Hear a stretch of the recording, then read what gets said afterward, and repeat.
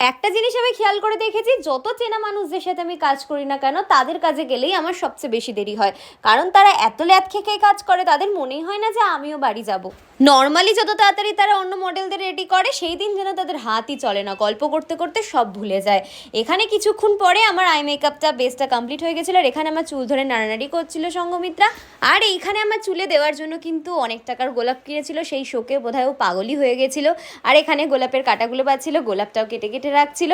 দেন এখানে আমার হেয়ারটাও কমপ্লিট করে নিয়েছিল। আর আমার হেয়ারটা আর লুকটা কেমন লাগছে সেটা কিন্তু অবশ্যই কমেন্টস করে জানি। এখনও ফুল লুকটা দেখা বাকি আছে সবাই। তারপরে এখানে ব্যাকগ্রাউন্ড সাজাচ্ছিল, অনেকক্ষণ লেগেছে সময় এই ব্যাকগ্রাউন্ডটা রেডি করতে, কিন্তু মনেই হচ্ছে না যে এইটুকু ঘরের মধ্যে এত সুন্দর একটা সেট আপ তৈরি করা হয়েছে।